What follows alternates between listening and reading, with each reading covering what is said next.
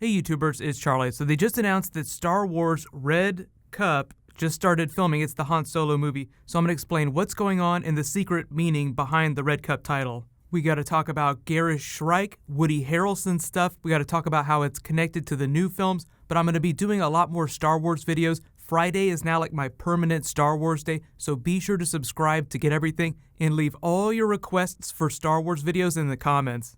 Really awesome stuff first. They announced they're filming Han Solo right now by holding up this clapperboard here. Now you'll notice the title, Red Cup, is in a font like High Noon or like a classic Western. So the Star Wars films were influenced a lot by Westerns as well as samurai films. So when the way that the tone of all the spin-off movies are just a little bit different, this will be a little bit lighter, a little more swashbuckling, a little more classic Western than say Rogue One. But just like Rogue One did, they'll do this really fun thing where they sew up some of the logic. When Han Solo makes casual anecdotes about the Millennium Falcon in the classic trilogy, you'll probably see moments like that pop up in this. Han Solo. I'm captain of the Millennium Falcon. Chewie here tells me you're looking for passage to the Alderaan system. Yes, indeed. If it's a fast ship. Fast ship? You've never heard of the Millennium Falcon? Should I have? It's a ship that made the Kessel Run in less than 12 parsecs. I've outrun Imperial starships. Not the local bulk cruisers, mind you. I'm talking about the big Corellian ships now. She's fast enough for you, old man. Woody Harrelson hinted that he's playing a Garrus Shrike type character who's sort of a mentor to Han Solo that was from this book that was published back in '97. So they might take a few liberties with that character, but you just read the synopsis of that book. It says, Han Solo was a child without a past, a Corellian street urchin, abandoned, foraging for scraps of food, when a cruel Garrus Shrike whisked him away to a nomadic band of spacefaring criminals.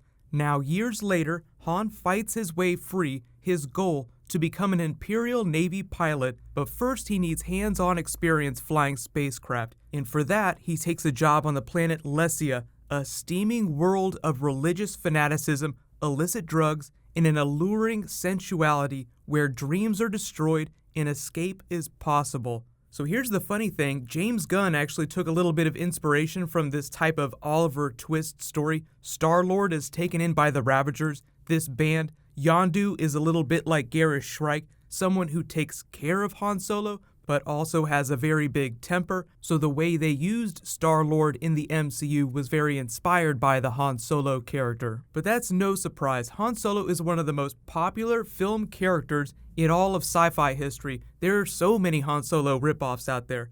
Next big thing, the title, Red Cup, has a secret meaning, just like Blue Harvest was all about the blue milk for Episode 4. The title for Episode 8 was Space Bear. We probably won't know what that means until we get to Episode 8, but there are actually two big theories about Red Cup, and I think that it's the Lego theory, but the other one is that it's the Red Solo Cups, just because Han Solo, Solo Cups, Red Cup. But the slightly more Easter egg interpretation is that it's part of a red cup that was inside a Lego Millennium Falcon set. Big surprise that the people that are directing Han Solo are the same people who did the Lego movie. So there's this very meta Lego joke that's going on with this. The reason it's such a wink is because this Lego Millennium Falcon set, which you can still buy today, it's the smaller one. It's not the mythical giant Lego set that all the fans are always looking for. It's the one that you can just find casually at any toy store. There's all these normal things, you get these figures with it,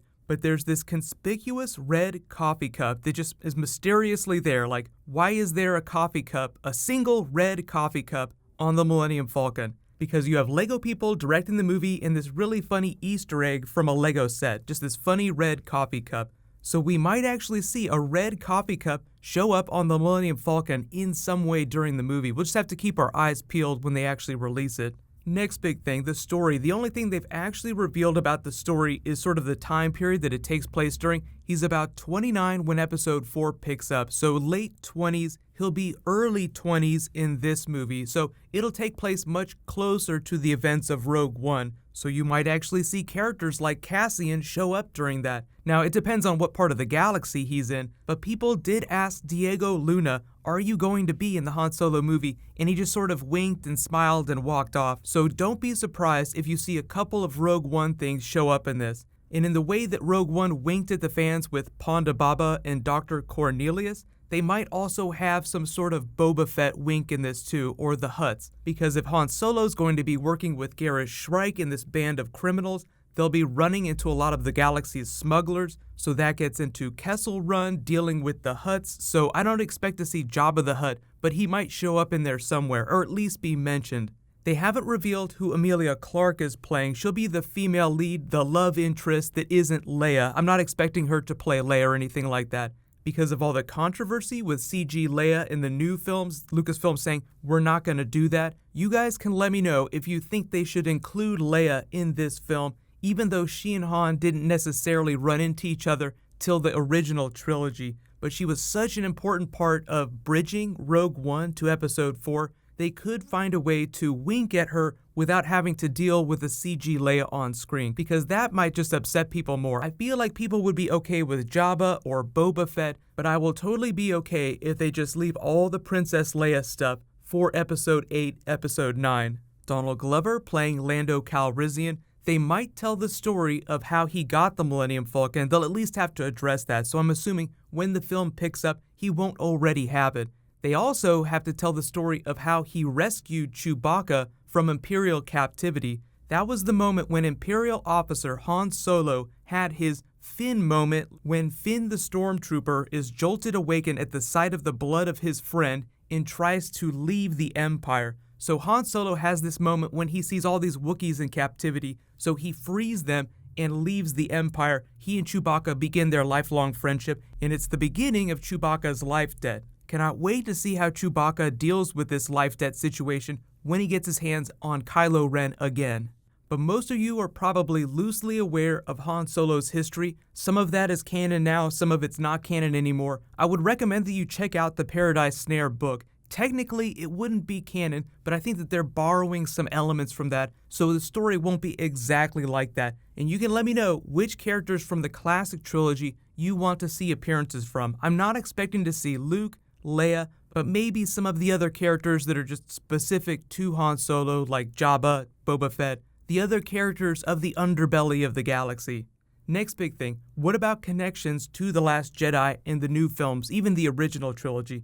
That's really where you get to Chewbacca's character, because he's like the common denominator with this Han Solo movie and all the other films. He has all these memories of the time that they've spent together. Rey will probably learn about that as they travel together. But what I'm hoping is that they actually just use a red cup or just some object of Han Solo's. The Millennium Falcon itself is really just the big identifier of Han Solo, and sort of pass that along to the other characters, and that it has some special significance to Kylo Ren before the end of the new trilogy.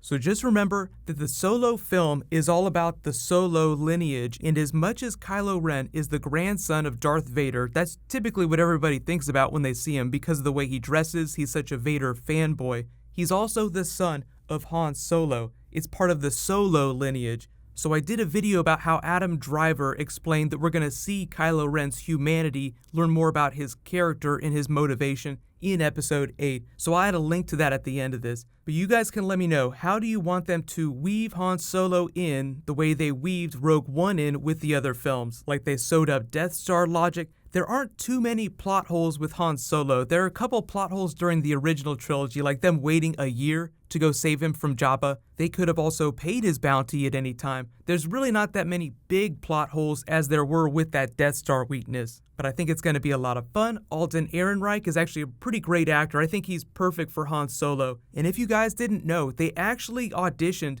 way more actors for young Han Solo. They looked at thousands and thousands of actors, way more than they did when they were casting Anakin Skywalker during the prequels. So I just think it's funny that they're attaching that much more importance to the Han Solo character than they did to the classic Anakin Skywalker character. But you have to imagine that this is a different time. People are placing a lot more importance on the Star Wars movies, so they just want to make sure that they get it right. But as we learn more about the film, I'll do more Han Solo videos. Most of my Star Wars videos now are about The Last Jedi. I'll be doing another one this Friday, but leave all your Star Wars video requests in the comments below. There's going to be a whole bunch of Star Wars happening this year. 2017, 2018 are going to be huge for Star Wars. While you guys wait for that to post, you can click here for my Snoke backstory video, and you can click here to learn all about what's going on with the Aquaman movie. Thank you so much for watching, everybody. Let's high five. I'll see you in the next video.